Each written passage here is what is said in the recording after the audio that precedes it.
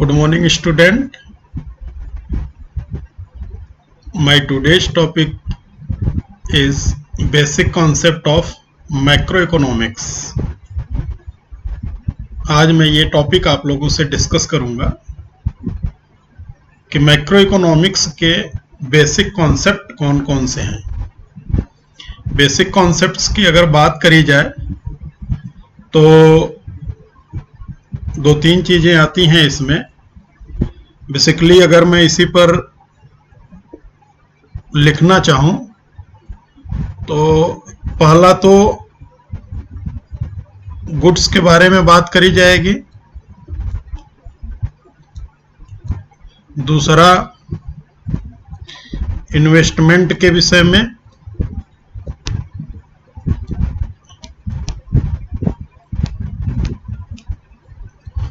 और फिर आगे स्टॉक और फ्लो।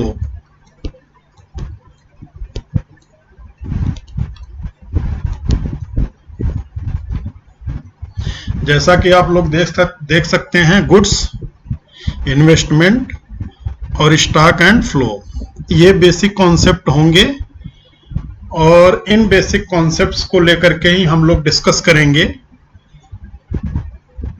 जो कि आगे हम लोगों को नेशनल इनकम अकाउंटिंग के लिए हेल्पफुल होगा। और कैसे नेशनल इनकम अकाउंटिंग में ये हेल्पफुल होगा ये हम लोग आगे भी देखेंगे। आगे मैं और भी अपने वीडियोज लेकर के आऊँगा जो आप लोगों से मैं शेयर करूँगा कि किस तरीके से जो बेसिक कॉन्सेप्ट्स हैं मैक्रो इकोनॉमिक्स के वो नेशनल इनकम अकाउंटिंग में हेल्पफुल होते हैं। अब रही बात, अगर हम पहला यहाँ पर देखें, गुड्स मैंने लिखा हुआ है, तो आप लोगों के सिलेबस में गुड्स को दो पार्ट में कैटेगराइज किया गया है, दो मेन पार्ट में कैटेगराइज किया गया है, जिसको कि हम लोग यहाँ देख सकते हैं। पहला पार्ट जो कि आप लोगों को दिख रहा होगा, goods produced in economy are broadly classified in two ways. First is final goods and intermediate goods, and second is consumer goods and capital goods. You can see here also way of classification of goods. It is given here. The goods are classified into final goods and intermediate goods here, and consumer goods and capital goods here.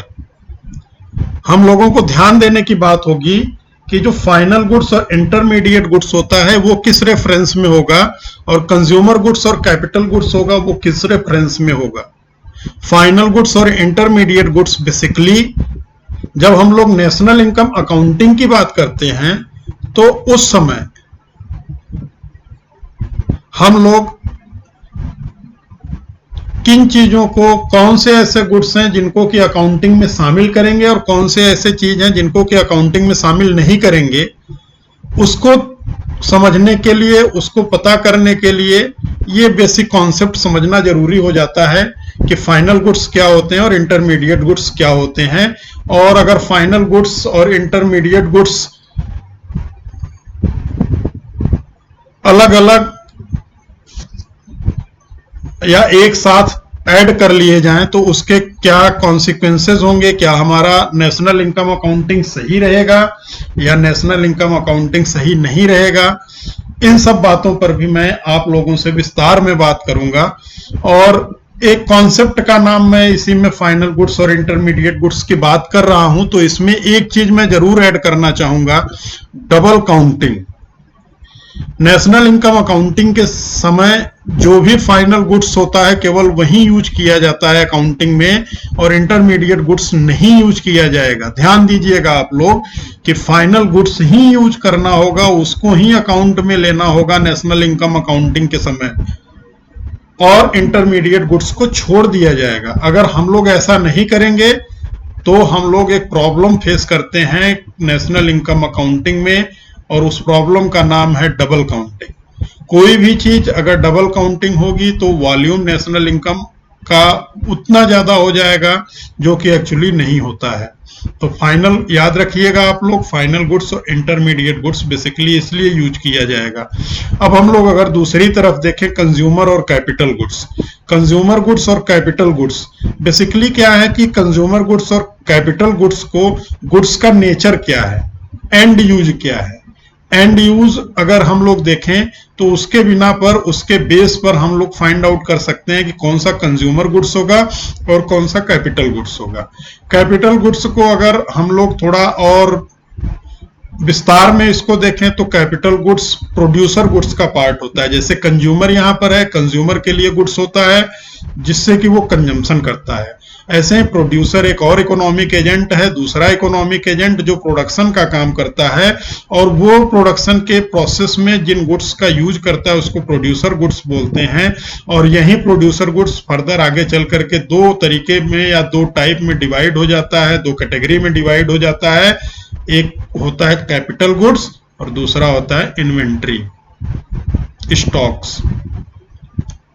अब जब stock की बात आ गई तो यहां पर आप लोगों को मैं बताना चाहूंगा कि जैसा आप लोगों ने देखा होगा कि स्टॉक और फ्लो पर भी बात करी जाएगी, क्योंकि ये एक दूसरे से इंटर रिलेटेड है। इंटर रिलेटेड होने की वजह से हम लोगों को हर चीज देखना होगा, स्टॉक और फ्लो को भी देखना होगा।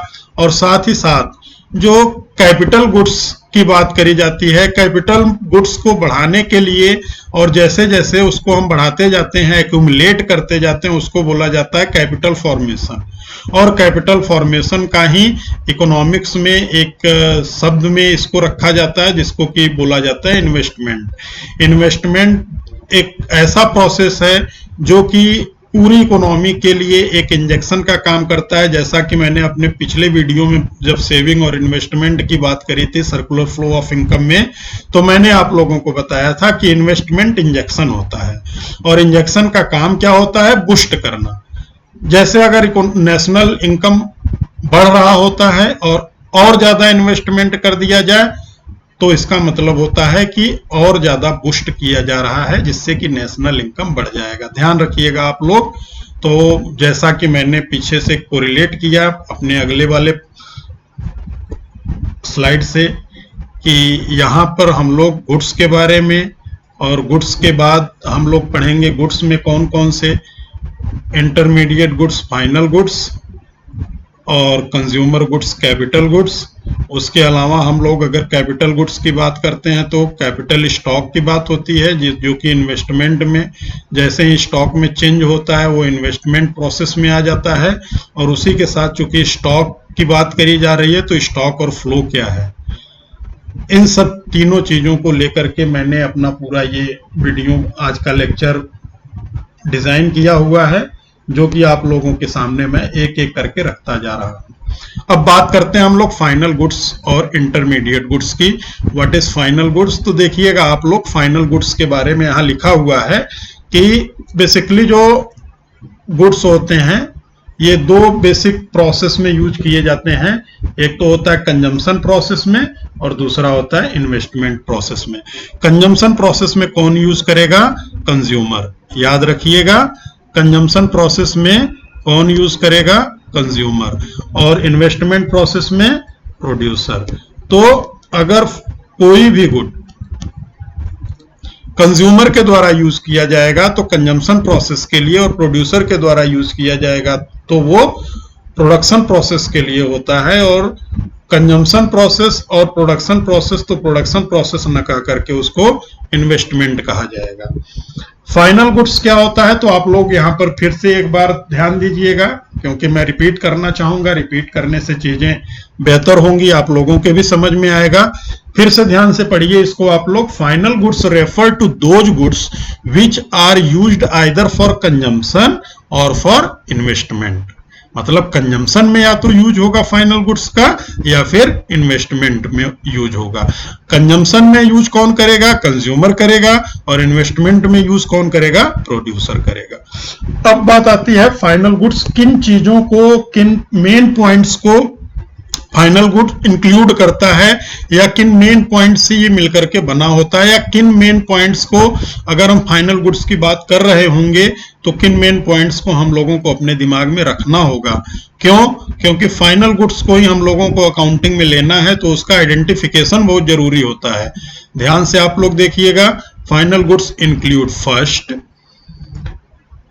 goods purchased by consumer households as they are meant for final consumption, जो कि आगे पहले ही आप लोगों से मैं डिस्कस कर चुका हूं। एज ए कंज्यूमर जो गुड्स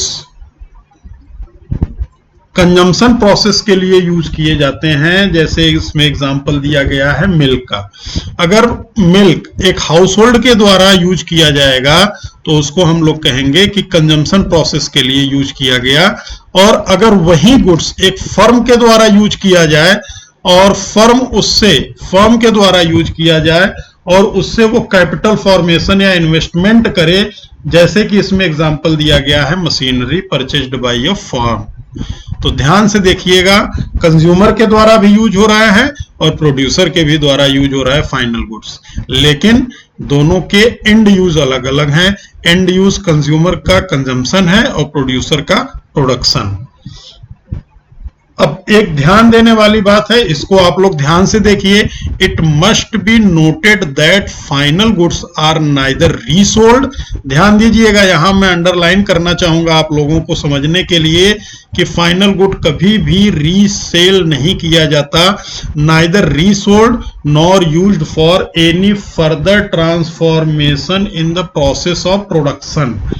याद रखिएगा आप लोग कि ना तो फाइनल गुड्स रीसेल के लिए यूज होगा और ना ही उसको प्रोडक्शन प्रोसेस में फर्दर यूज किया जाएगा। याद रखिएगा, ना तो रीसेल और ना ही फर्दर प्रोडक्शन प्रोसेस में। अब मैं अपने अगले स्लाइड की तरफ बढ़ता हूं, इंटरमीडिएट गुड्स की तरफ।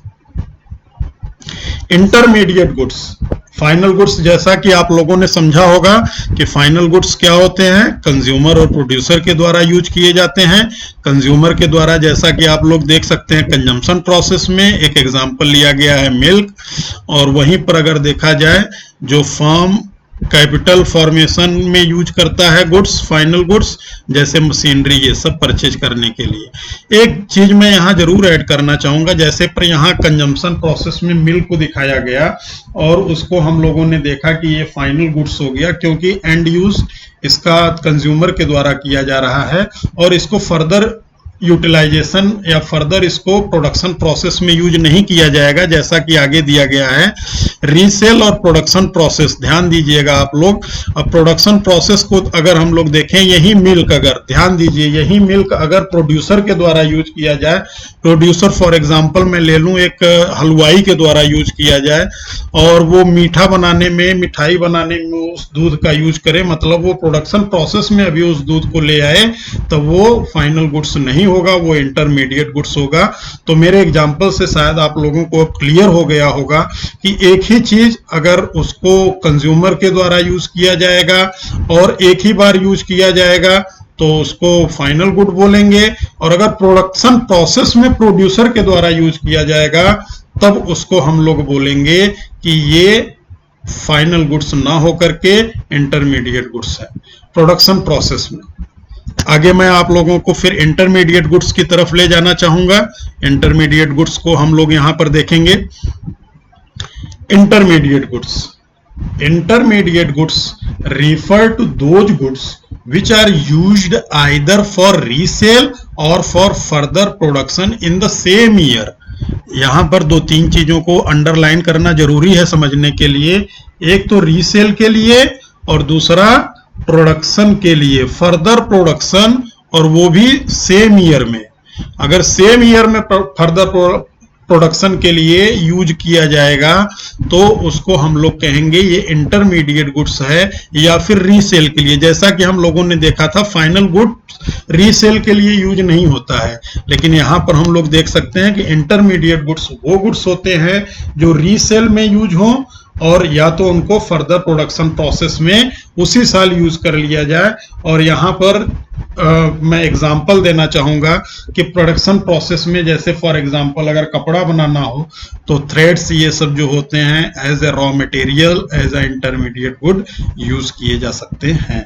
और रीसेल के लिए भी तमाम चीजें हैं जो रीसेल में यूज होती हैं, और रीसेल वाली चीजों को बाद में हम लोग रीसेल में जो चीज ली जाती हैं उसको इंटरमीडिएट गुड्स माना जाता है, और जब उसको एंड यूज किया जाएगा तभी जाकर के उसको फाइनल गुड्स माना जाता है।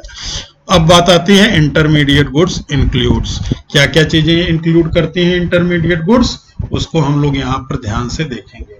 पहला, goods purchased for resale like milk purchased bye a dairy shop. Resale के लिए क्या यूज किया जा रहा है? दूध। जैसे मिल्क यूज किया जा रहा है किसके द्वारा? डेयरी शॉप के द्वारा। उसने क्या काम किया? मिल्क परचेज किया और मिल्क को रीसेल किया। जैसा आप लोगों ने यहां देखा होगा कि रीसेल होता है इंटरमीडिएट गुड्स का, लेकिन रीसेल अब एकदम क्लियर हो जाएगा आप लोगों को कि जो मिल्क कंज्यूमर के द्वारा यूज किया गया वो तो फाइनल गुड्स हो गया, क्योंकि वो रीसेल के पर्पज में नहीं ले रहा है, वो खुद के कंजम्पशन के लिए ले रहा है। लेकिन अगर वही दूध, वही मिल्क अगर एक डेयरी शॉप के द्वारा लिया जाए और उसको रीसेल कर दिया जाए, तो रीसेल अगर किया जाएगा तो उसको हम लोग कहेंगे ये इंटरमीडिएट गुड्स है। अब next, goods used for further production, जैसा कि मैंने आप लोगों को बताया था, इस यहाँ पर एग्जाम्पल भी दिया हुआ है और उसको हम लोग देखेंगे कौन सा एग्जाम्पल दिया है। ये जो एग्जाम्पल मैंने लिया था, like milk used for making sweets, milk used for making sweets. जैसा कि मैंने आप लोगों को बताया कि एक हलवाई के द्वारा अगर वही मिल्क लिया जाए और उसको स्वीट्स बनाने में यूज किया जाए तो उसको हम लोग बोलेंगे ये इंटरमीडिएट गुड्स है। अब कुछ महत्वपूर्ण पॉइंट्स हैं, इंपॉर्टेंट पॉइंट्स हैं इंटरमीडिएट गुड्स के बारे में, जिसको हम लोगों को ध्यान से देखना होगा। पहला पॉइंट जो है वो है they are generally purchased by one production unit from another production unit. For example, intermediate goods remain within the production boundary, however all purchased by one production unit from other production units are not intermediate purchases। ध्यान से आप लोग देखिएगा जो कि यहाँ पर दिया गया है, इसका एग्जाम्पल भी अभी आएगा। They are generally purchased by one production unit from another production unit as it intermediate goods remain within the production boundary. यहां पर आप लोगों को ध्यान देना होगा कि इंटरमीडिएट गुड्स का जो सबसे बेसिक पहचान होता है वो ये होता है कि वो प्रोडक्शन बाउंड्री के अंदर होता है, मतलब उसका फाइनल प्रोडक्शन नहीं होता, वो प्रोडक्शन प्रोसेस में लगा रहता है। प्रोडक्शन बाउंड्री के अंदर होने का मतलब वो प्रोडक्शन प्रोसेस में लगा होता है, एक फॉर्म से दूसरे फॉर्म, दूसरे फॉर्म से तीसरे फॉर्म, तीसरे फॉर्म से फाइनल फॉर्म तक वही एक कमोडिटी बार बार यूज होती है जिससे कि फाइनल गुड्स प्रोड्यूस किया जा सके।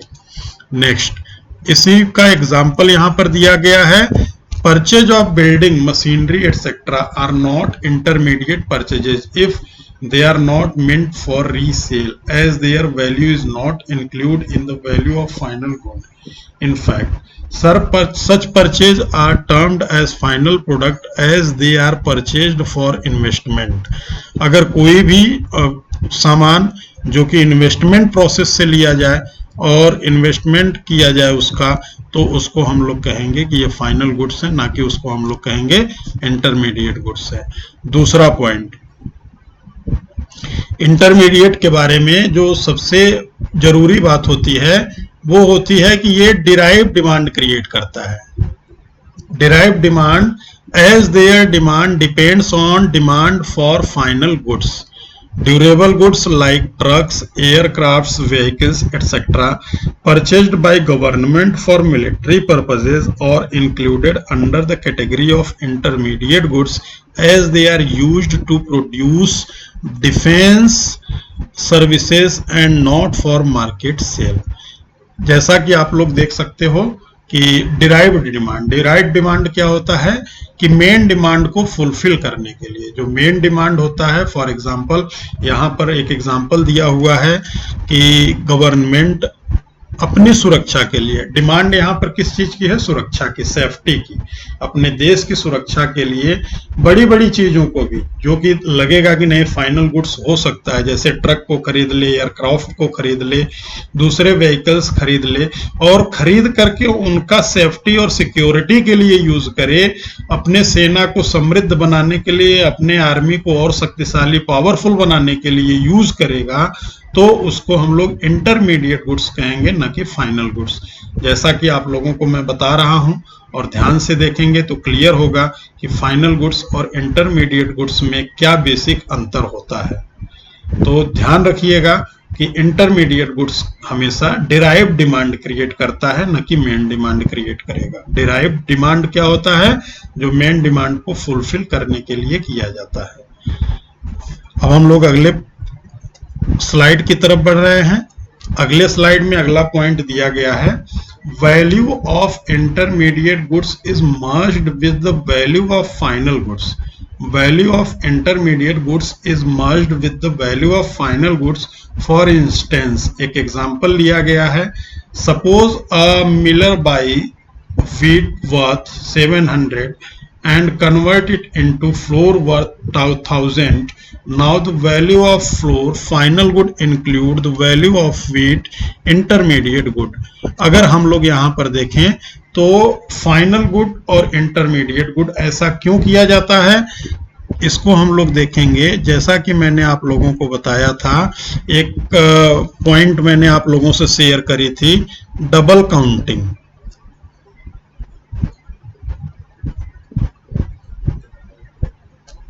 डबल काउंटिंग से बचने के लिए, डबल काउंटिंग से बचने के लिए हम लोग क्या करते हैं, डबल काउंटिंग से बचने के लिए हम लोग इंटरमीडिएट गुड्स को के वैल्यू को फाइनल गुड्स में मर्ज कर देंगे। अगर हम लोग ऐसा नहीं करेंगे तो उससे डबल काउंटिंग क्रिएट होगी, और डबल काउंटिंग आप लोगों को मैं समझाऊंगा लास्ट में कि डबल काउंटिंग क्या होता है और यह नेशनल इनकम अकाउंटिंग को कैसे अफेक्ट करता है। अब बात आती है प्रोडक्शन बाउंड्री की। प्रोडक्शन बाउंड्री क्या होता है, जैसा कि मैंने आपको बताया, प्रोडक्शन बाउंड्री का सीधा सा मतलब होता है कि प्रोडक्शन प्रोसेस। आप लोगों को मैं फिर से लिख दूंगा जिससे आप लोगों के ध्यान में रहे। बाउंड्री का मतलब होता है प्रोडक्शन प्रोसेस, प्रोसेस में वो चीज लगा हुआ हो। इंटरमीडिएट गुड्स की सबसे बड़ी विशेषता होती है कि वो प्रोडक्शन प्रोसेस में कॉन्टिन्यूअसली यूज होती रहती है। प्रोडक्शन प्रोसेस में होने की वजह से ये कहा जाता है कि इंटरमीडिएट गुड्स प्रोडक्शन बाउंड्री के अंदर है, न कि प्रोडक्शन बाउंड्री के बाहर। अब यहां पर हम लोग पढ़ेंगे क्या, the concept of production boundary is very significant to understand the difference between intermediate and final goods. The production boundary is the line around the productive sector. As long as goods remain within the production boundary, they are intermediate goods, and when a good come out of this boundary, it become a final goods. तो अगर हम boundary के बजाय यहाँ पर process रखें तो simply यहाँ से अगर मैं फिर से पढ़ूं, as long as good remain within the production boundary के बजाय within production process, they are intermediate goods, and when a good comes out of this process, boundary के जगह पर जब हम लोग प्रोसेस यूज करेंगे तो ऑटोमेटिक क्लियर हो जाएगा कि ये प्रोडक्शन बाउंड्री क्या होती है। और प्रोडक्शन बाउंड्री के अंदर मतलब प्रोसेस के अंदर अगर कोई चीज होगी तो प्रोडक्शन प्रोसेस के अंदर तो वही इंटरमीडिएट गुड होगी, और जैसे ही प्रोसेस होकर के प्रोडक्शन प्रोसेस से बाहर आ जाती है फाइनल कमोडिटी के रूप में मार्केट में सेल होने के लिए, तो उसको हम लोग कहते हैं final goods. Next point next slide पर दिया गया है, in the given diagram there are 3 production unit A, B, C. The thick border drawn around these 3 units is the production boundary. Within this limit, cotton and thread are intermediate goods cloth. अब यहाँ पर 3 दिया हुआ है, आप लोग जैसा कि देख सकते हैं। फार्मर ए कॉटन यूज कर रहा है, कॉटन वो प्रोड्यूस कर रहा है खेती से करके, फार्मिंग कॉटन का कर रहा है वो, और वो कितने कीमत का 2000 कीमत इसमें दिखाया गया है, और उसको सेल कर दिया उसने बी को। अब बी क्या करता है, उससे थ्रेड प्रोड्यूस करता है, बी उससे थ्रेड प्रोड्यूस करे कॉटन से और उसको 3000 में बेच देगा सी को। अब सी फर्म क्या करेगा, उससे क्लॉथ प्रोड्यूस करेगा और उसको मार्केट में 4500 का कंज्यूमर को मिलेगा। फाइनल गुड्स यहां पर होगा क्लॉथ, और इंटरमीडिएट गुड्स क्या हो जाएंगे, पहले यहां पर इंटरमीडिएट गुड्स हम लोग देखेंगे कॉटन,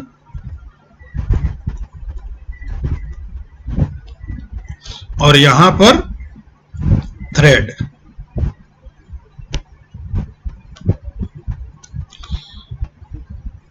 ध्यान से देखिएगा आप लोग, कॉटन और थ्रेड इंटरमीडिएट गुड्स हो जाएंगे, और जो उससे कपड़ा तैयार होगा, क्लॉथ तैयार होगा, वो फाइनल गुड्स हो जाएगा, जो कि यहां पर दिया गया है। फाइनल गुड्स यहां पर देख सकते हैं, क्लॉथ को रखा गया है। अब अगर नेशनल इनकम अकाउंटिंग की बात करी जाए, तो नेशनल इनकम अकाउंटिंग में हम लोग सीधे सीधे ये वाला वैल्यू रखेंगे और इन दोनों वैल्यू को नहीं ले जाएंगे। अगर हम इन दोनों वैल्यू को भी ले जाएंगे तो वहीं, जैसा कि मैंने आप लोगों को बताया था, डबल काउंटिंग का एक प्रॉब्लम क्रिएट होगा, और हमारी जो नेशनल इनकम एग्जैक्टली होनी चाहिए उससे बहुत ज्यादा बढ़ जाएगी। तो ध्यान रखिएगा, हमेशा नेशनल इनकम अकाउंटिंग में हम लोग फाइनल गुड्स के वैल्यू को इंक्लूड करते हैं, न कि इंटरमीडिएट गुड्स को। अब आगे एग्जाम्पल इसी को थोड़ा सा और बढ़ा करके दिया जा रहा है। Sugar is an intermediate good when it is used for making sweets. However, if it is used by the consumer, then it becomes a final good. देखिए, जैसा कि हमने मिल्क का भी एग्जाम्पल लिया था, अब यहाँ दूसरा एग्जाम्पल लिया जा रहा है, और दूसरा एग्जाम्पल किस चीज का लिया जा रहा है, शुगर का। अगर शुगर स्वीट बनाने में यूज किया जाए तो स्वीट बनाने की प्रोसेस में यूज हो रहा है, इसलिए ये इंटरमीडिएट हो जाएगा। और अगर इसको एक कंज्यूमर के द्वारा कंजम्पशन प्रोसेस में यूज किया जाए तो ये फाइनल गुड्स हो जाएगा। हमेशा याद रखिएगा कि प्रोडक्शन प्रोसेस में कि कंजम्पशन प्रोसेस में, अगर प्रोडक्शन प्रोसेस में कोई चीज यूज होगा तो इंटरमीडिएट, और अगर कंजम्पशन प्रोसेस में कोई चीज यूज होगा तो final goods. Next point, similarly, milk is an intermediate good when it is used in dairy shops for resale. However, it become a final good when it is used by household. यहाँ पर एक चीज ही यहाँ दिखाया गया है, जबकि हम लोगों ने दोनों चीज डिस्कस किया है कि अगर डेयरी के द्वारा इसको रीसेल में यूज किया जाए या किसी स्वीट बनाने के द्वारा इसको प्रोडक्शन प्रोसेस में यूज किया जाए, तब यही मिल्क क्या हो जाएगा, इंटरमीडिएट गुड होगा। हमेशा याद रखिएगा, अगर रीसेल में या प्रोडक्शन प्रोसेस में यूज होगा तो वही मिल्क इंटरमीडिएट गुड्स हो जाएगा, और जबकि अगर उसको as a final good use किया जाए, कंज्यूमर के द्वारा, हाउस होल्ड के द्वारा यूज किया जाए, तब वो फाइनल गुड्स माना जाएगा। तो आप लोग याद रखिएगा, अपने दिमाग में रखिएगा कि इंटरमीडिएट गुड्स प्रोडक्शन प्रोसेस में और फाइनल गुड्स कंजम्पशन प्रोसेस में, जैसा कि यहां पर मिल्क और शुगर दोनों को लेते हुए दिखाया गया है। अब मैं अपने नेक्स्ट स्लाइड पर आ रहा हूं, जहां एक पॉइंट दिया है नोट करने के लिए, आप लोग इसको नोट करिए। So it must be noted that distinction is made on the basis of and use. मैंने आपको एकदम शुरू में ही बोला था, एंड यूज की बात करी थी मैंने। End use, if end use of a good is consumption, ध्यान से देखिए, और investment, then it is a final good. अगर एंड यूज कंजम्पशन का हो या इन्वेस्टमेंट का हो तो वो फाइनल गुड होगा। हमेशा याद रखिएगा, एकदम शुरू से बात करी जा रही है। और अगर वही कॉमोडिटी रीसेल में यूज हो या फर्दर प्रोडक्शन के लिए यूज हो तो उसको हम लोग कहेंगे इंटरमीडिएट गुड, ना कि कंजम्पशन फाइनल गुड। तो याद रखिएगा, अगर फाइनल गुड होगा तो वो किन चीजों में यूज होगा, या तो कंजम्पशन में यूज होगा या इन्वेस्टमेंट में यूज होगा, और अगर वही इंटरमीडिएट होगा तो वो रीसेल में यूज होगा या फिर प्रोडक्शन प्रोसेस में यूज होगा। तो आप लोगों को बार बार मैं इसीलिए बोल रहा हूं जिससे आप लोग समझ सकें कि इंटरमीडिएट गुड क्या होता है और फाइनल गुड क्या होता है। एक बार फिर से मैं ऐड करूंगा, इंटरमीडिएट गुड हमेशा रीसेल के लिए या फर्दर प्रोडक्शन के लिए, और जबकि फाइनल गुड कंजम्पशन और इन्वेस्टमेंट के लिए यूज होता है। अब मैं अपने नेक्स्ट स्लाइड पर आ रहा हूं। National income includes only final goods. ध्यान से देखिए, national income includes only final goods, not intermediate goods, जो कि यहां पर नीचे दिया गया है। Only final goods are included in national income, the intermediate goods are not included in the national income as they are already included. ध्यान से देखिए, क्यों नहीं यूज किया जाता, क्योंकि as they are already included in the final goods. जैसा हम लोगों ने अभी देखा हुआ था कि फाइनल गुड्स के वैल्यू में ही इंटरमीडिएट के गुड्स के वैल्यू को मर्ज कर दिया जाता है, इंटरमीडिएट के वैल्यू को मर्ज कर दिया जाता है। और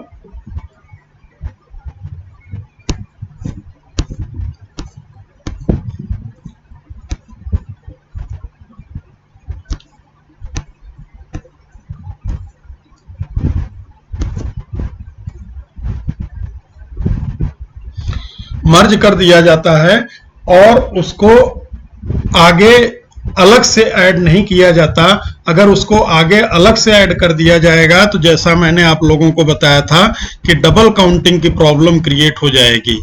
अब यहां पर एग्जांपल दिया हुआ है, जैसे out of wheat and flour only flour final good is included in national income of value of flour already included the value of it intermediate good। तो अगर हम लोग फ्लोर को लें और व्हीट को लें तो व्हीट के वैल्यू को हम लोगों को छोड़ना होगा नेशनल इनकम अकाउंटिंग में, और केवल फाइनल गुड्स जो फ्लोर है उसके वैल्यू को ऐड करना होगा, क्योंकि उसी के वैल्यू में, फ्लोर के वैल्यू में ही, इसी फ्लोर के वैल्यू में ही इस व्हीट की वैल्यू को ऑलरेडी ऐड कर दिया गया होता है। इसलिए हम लोग इसके वैल्यू को नहीं ऐड करेंगे, केवल फ्लोर के वैल्यू को ऐड किया जाएगा नेशनल इनकम अकाउंटिंग में, क्योंकि फ्लोर फाइनल गुड होगा और फाइनल गुड को ही हम लोग नेशनल इनकम अकाउंटिंग में रखते हैं, न कि इंटरमीडिएट गुड्स को। अब आगे आप लोग देखिए, goods used up in the same year are intermediate goods। ध्यान से देखिएगा, goods used up in the same year are intermediate goods। इसको भी एक एग्जांपल के द्वारा समझाया गया है। It should always be remembered that intermediate goods are used up in the same year। If they remain for more than 1 year then they are treated as final goods। याद रखिए, अगर कोई भी चीज, if they remain for more than 1 year then they are treated as final goods. हमेशा याद रखिएगा कि फाइनल गुड्स और इंटरमीडिएट गुड्स में एक और अंतर होता है कि जो भी गुड्स 1 साल के अंदर यूज किया जाएगा वही इंटरमीडिएट गुड्स होगा। अगर वही 1 साल के बाहर चला जाता है टाइम पीरियड के, तो उसी जो इंटरमीडिएट गुड्स नहीं यूज हो सका उसको हम लोग फाइनल गुड्स मान लेंगे, जिसको कि एक एग्जांपल से यहां पर हम लोग समझ सकते हैं। Suppose X limited purchase 10 tons coal in 2011। ध्यान से देखिए, एक फॉर्म की बात करी जा रही है एक्स लिमिटेड की। इसने 2011 में 10 टन कोल परचेज किया प्रोडक्शन करने के लिए और making glasses. Only 7 tons coal was used up in 2011। Now 7 ton will taken as intermediate goods and remaining 3 ton coal will be treated as final goods। तो हमेशा ध्यान में रखिएगा कि फाइनल गुड्स और इंटरमीडिएट गुड्स में एक और भी तरीका है डिफरेंशिएट करने का, और वो तरीका है कि विद इन 1 ईयर वो प्रोडक्शन प्रोसेस में यूज हो जा रहा है कि नहीं। अगर वो प्रोडक्शन प्रोसेस में विद इन 1 ईयर यूज हो जा रहा है तो हम लोग उसको इंटरमीडिएट गुड्स, और अगर वो विद इन 1 ईयर नहीं यूज हो पा रहा है तो जो रिमेन अमाउंट रहेगा उसको हम लोग फाइनल गुड्स में काउंट करेंगे। अब यहाँ पर फाइनल गुड्स और इंटरमीडिएट गुड्स के बारे में दिया गया है, आप लोग देख लीजिए। ये एक टेबल बना हुआ है, जो टेबल दोनों में अंतर डिफरेंशिएट करने के लिए दिखाया गया है। और एज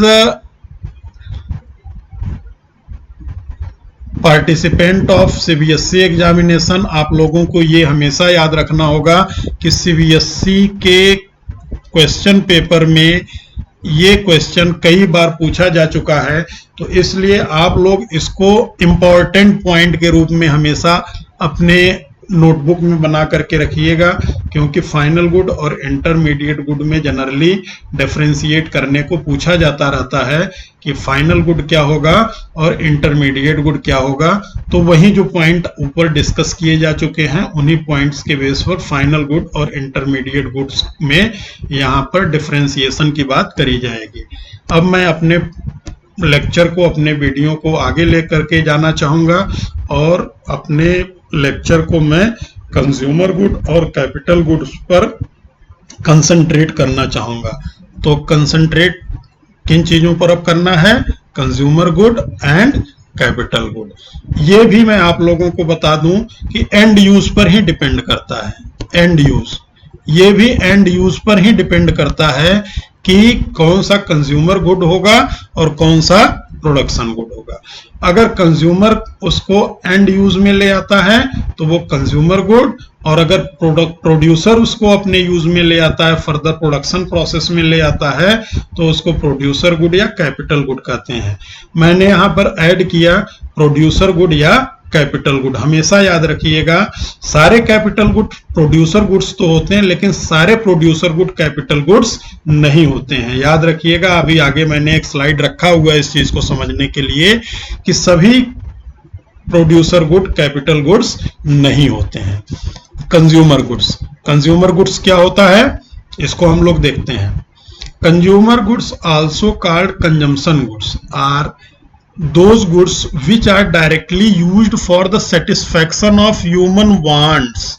यहां पर देखिए, directly used for the satisfaction of human wants, these are not used in the production of other goods। तो क्या इसका यूज होता है? इसका यूज होता है कंजम्पशन का, ना कि प्रोडक्शन का। एग्जाम्पल में ice cream, milk used by house hold. Consumer goods are meant for final consumption and as final goods. These are ready for use by their final user। तो किसके रूप में यूज होता है? ये फाइनल कंजम्पशन के रूप में यूज होता है। कंज्यूमर गुड्स को बेसिकली इन पार्ट्स में हम लोग डिवाइड कर सकते हैं या कैटेगराइज कर सकते हैं। कौन कौन से पार्ट में कैटेगराइज कर सकते हैं? Durable goods, semi durable goods, non durable goods और नॉन मटेरियल गुड्स और सर्विसेज। तो ड्यूरेबल गुड्स जैसा कि आप लोग देख सकते हैं, टेलीविजन, फ्रिज, जिसका कि 2-5 साल लाइफ हो या उससे ज्यादा लाइफ हो। सेमी ड्यूरेबल गुड्स में बेसिकली क्या चीजें होती हैं?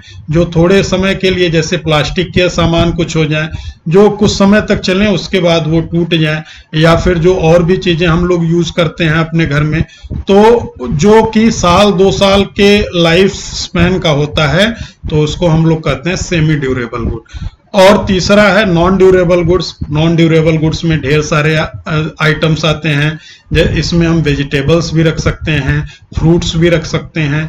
वो गुड्स जो कि एक बार में उसको कंज्यूमर यूज कर लेता है या एक से ज्यादा बार में, लेकिन वो बहुत टाइम पीरियड तक का लाइफ स्पैन उसका नहीं होता है, तो उसको हम लोग नॉन ड्यूरेबल गुड्स कहते हैं।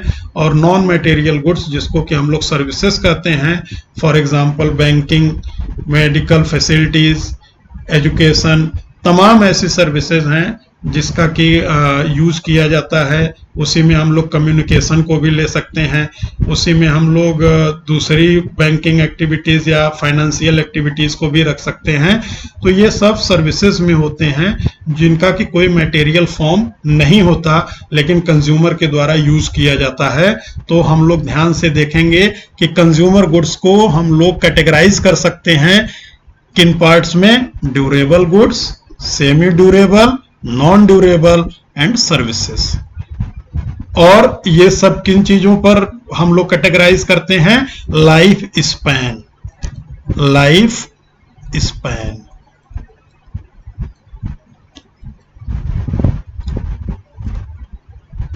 अगला स्लाइड कैपिटल गुड्स के बारे में है। Capital goods are final goods are fixed assets of the producer. ध्यान से देखिएगा, कैपिटल गुड्स भी फाइनल गुड्स होता है और फिक्स्ड एसेट्स होता है प्रोड्यूसर का। These goods like plant and machinery, example plant machinery are repeatedly used in the process of production for several years.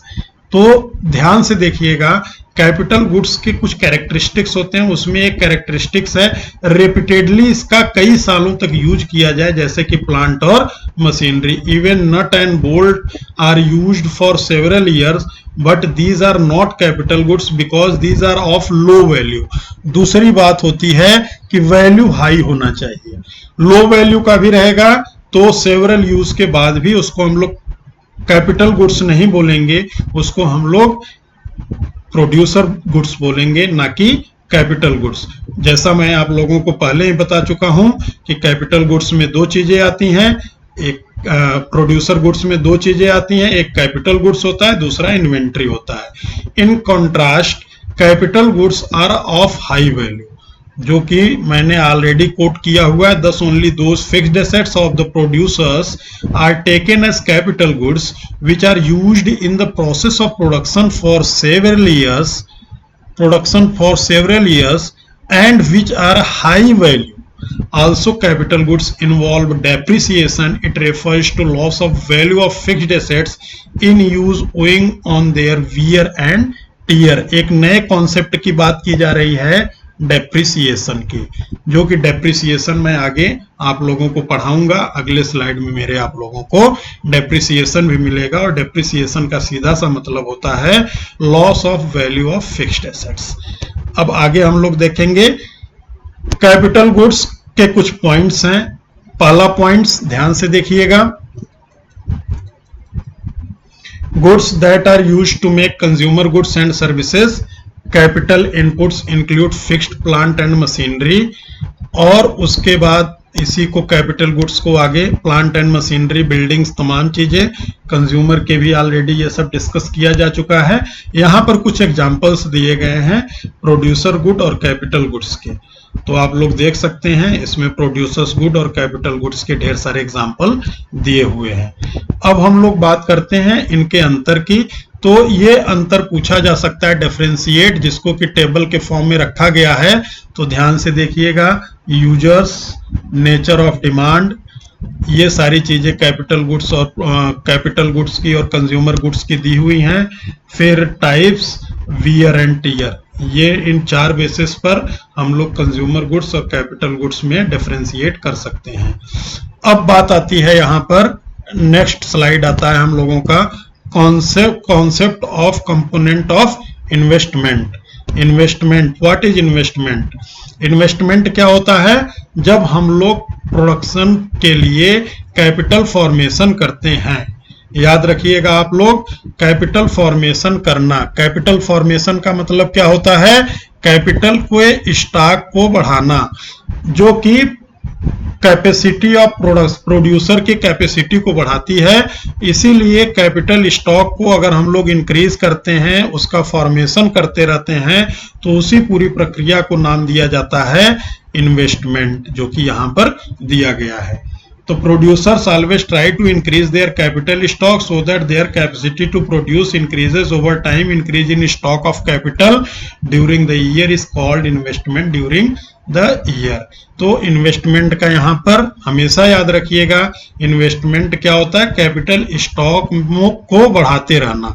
Capital stock क्यों बढ़ाते जाते हैं? जिससे कि प्रोड्यूसर की कैपेसिटी बढ़ती जाए, जिससे वो ज़्यादा से ज़्यादा प्रोडक्शन कर सके। और कैपिटल के स्टॉक को बढ़ाने की प्रक्रिया को कैपिटल फॉर्मेशन कहा जाता है। क्या कहा जाता है? Capital formation.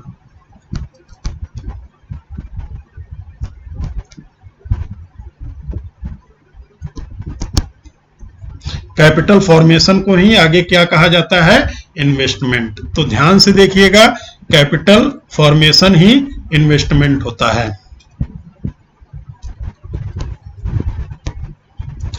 फिक्स्ड इन्वेस्टमेंट, अब यही इन्वेस्टमेंट दो बेसिक पार्ट में डिवाइड कर दिया जाता है, जैसा कि मैंने आप लोगों को पहले ही बताया था। इन्वेंट्री की बात मैं कई बार कर चुका हूं। तो फिक्स्ड इन्वेस्टमेंट और इन्वेंट्री, फिक्स्ड इन्वेस्टमेंट ही कैपिटल गुड्स की तरफ इंडिकेट करता है। फिक्स्ड इन्वेस्टमेंट ही कैपिटल गुड्स की तरफ इंडिकेट करता है। और इन्वेंट्री इन्वेस्टमेंट जो होता है वो छोटे मोटे इन्वेंट्री, जैसे फॉर एग्जांपल रॉ मटेरियल्स और वो चीज जो कि कम वैल्यू के हो, लो वैल्यू का जो भी चीज लगाया जाता है प्रोडक्शन प्रोसेस में, उसको हम लोग इन्वेंट्री इन्वेस्टमेंट में रखते हैं। तो याद रखिएगा, फिक्स्ड इन्वेस्टमेंट और inventory investment. Fixed investment capital goods और इन्वेंट्री इन्वेस्टमेंट रॉ मटेरियल्स होगा या लो वैल्यू का जो भी चीज यूज किया जाएगा प्रोडक्शन प्रोसेस में, उसको हम लोग इन्वेंट्री इन्वेस्टमेंट कहेंगे। अब ग्रॉस इन्वेस्टमेंट और नेट इन्वेस्टमेंट को में अंतर दिखाता हुआ आप लोगों का ये टेबल है। बेसिकली जो ग्रॉस और नेट का जो अंतर होता है वो यहां पर मैं आप लोगों को इंडिकेट करना चाहूंगा। इन दोनों का अंतर होता है डेप्रिसिएशन। क्या अंतर होता है? डेप्रिसिएशन। डेप मैं लिख रहा हूं डेप्रिसिएशन। जैसे ही ग्रॉस इन्वेस्टमेंट में से डेप्रिसिएशन आप लोग डिडक्ट कर दोगे, माइनस कर दोगे, वैसे ही आप लोगों को इन्वेस्टमेंट मिल जाएगा।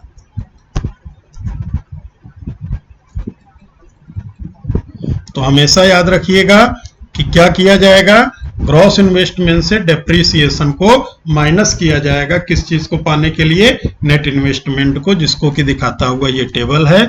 ये टेबल आप लोग ध्यान से पढ़िएगा और इसको नोट कर लीजिएगा। अब बात आती है कॉन्सेप्ट ऑफ डेप्रिसिएशन। डेप्रिसिएशन जैसा कि आप लोग पहले ही पढ़ चुके हो, पिछले स्लाइड में दिखाया जा चुका है। डेप्रिसिएशन क्या होता है? While fixed assets, basically depreciation fixed assets से जुड़ा होता है, न कि इन्वेंट्री से। याद रखिएगा, फिक्स्ड और इन्वेंट्री आप लोगों को बताया जा चुका है। तो ये फिक्स्ड इन्वेस्टमेंट से या फिक्स्ड एसेट्स से कोरिलेट करता है। फॉर एग्जांपल प्लांट और मशीनरी। प्लांट और मशीनरी में अगर किसी भी वियर एंड टीयर, जिसको कि तोड़फोड़ हम लोग कहते हैं, एक्सीडेंटल डैमेज आ जाए उसमें, अगर कोई ये सब चीजें अगर होती हैं, तो उसको हम लोग कहेंगे कि डेप्रिसिएशन हुआ। और depreciation is also called consumption of fixed capital.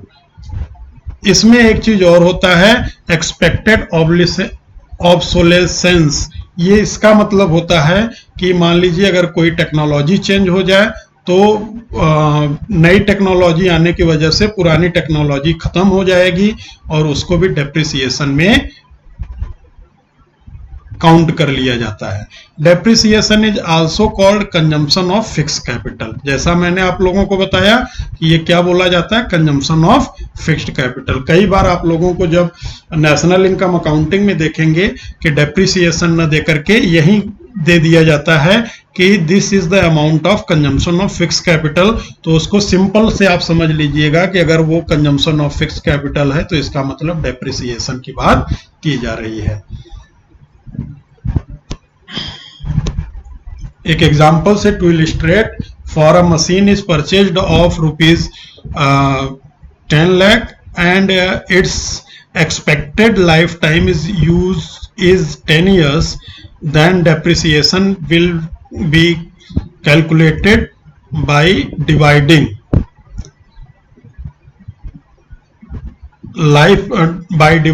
expected value by lifetime of the machinery, जो कि यहां पर दिया गया है। 10 लाख को 10 से डिवाइड कर दिया गया 1 लाख पर ईयर। डेप्रिसिएशन जो होगा उस पूरे रिजर्व फंड का या फिक्स्ड एसेट्स का, वो 1 लाख रुपए होगा। अब हम लोग अपने लास्ट टॉपिक पर आते हैं, जो कि स्टॉक एंड फ्लो यहाँ पर दिया हुआ है। स्टॉक एंड फ्लो, जैसा कि आप लोग जानते होंगे, कोई भी चीज अगर एक स्टैटिक पोजीशन में रहे, एक लंबे समय तक बना रहे, तो उसको हम लोग स्टॉक कहेंगे। और वहीं जब टाइम पीरियड में चेंज होता रहता है तो उसको हम लोग फ्लो कहते हैं। कई एग्जांपल्स इसके मैं दे सकता हूं। फॉर एग्जांपल, अगर एक ड्रम में पानी भरा हुआ हो तो वो स्टॉक होगा, लेकिन बाद में जो हम पानी उसमें और भी डालें पाइप से, तो जो पाइप से पानी जा रहा होगा वो फ्लो होगा। तो इस तरीके से हम लोग समझ सकते हैं। दूसरा एक एग्जांपल और मैं ले सकता हूं, जैसे कि क्लास में जब एडमिशन क्लोज हो जाए उस समय जो बच्चे होंगे वो स्टॉक होंगे, लेकिन जैसे ही एडमिशन ओपन हो जाए और ओपन होने के बाद 2 बच्चे और ऐड हो रहे होंगे तो वो फिर फ्लो होगा, कॉन्सेप्ट ऑफ फ्लो। अब ध्यान से देखिएगा, इसी को इकोनॉमिक्स में कैसे हम लोग समझ सकते हैं। A stock is quantity measured at a particular point of time. On January there may be 20,000 in your bank account. On January 1 जनवरी को अगर आपके अकाउंट में 20,000 रुपए है तो वो 20,000 रुपए आपका स्टॉक होगा। लेकिन अगर वहीं 10 जनवरी को आपका अकाउंट 25,000 हो जाए, 20,000 से बढ़ करके, ऑल सच वैल्यूज और stock values as these are measured at a specific, चाहे 1 तारीख को अगर वो 20,000 और 10 तारीख को 25,000 हो जाता है, अगर उस पार्टिकुलर टाइम पीरियड ना लेकर के पार्टिकुलर या स्पेसिफिक पॉइंट ऑफ टाइम पर इसको देखा जाए तो वो हो जाएगा कॉन्सेप्ट ऑफ स्टॉक। क्या कॉन्सेप्ट होगा? वो स्टॉक का कॉन्सेप्ट होगा। लेकिन अगर उसी को हम लोग पॉइंट ऑफ टाइम में न ले जाकर के पीरियड ऑफ टाइम में रखेंगे तो वो पीरियड ऑफ टाइम की वजह से वही कॉन्सेप्ट स्टॉक का न होकर के फ्लो का हो जाता है। The flow is a quantity measured over a specific period of time. जैसा कि मैंने आपको पहले ही बताया, स्टॉक एक पॉइंट ऑफ टाइम होता है, पॉइंट ऑफ टाइम होगा, और फ्लो पीरियड ऑफ टाइम। याद रखिएगा, period and point of time. You may be getting 1,500 per month as pocket allowance. You may be spending ₹50 every day in the canteen. You may be getting 8% annual interest on your bank deposits. All these values, quantities are flows, as these are measured per unit of time period.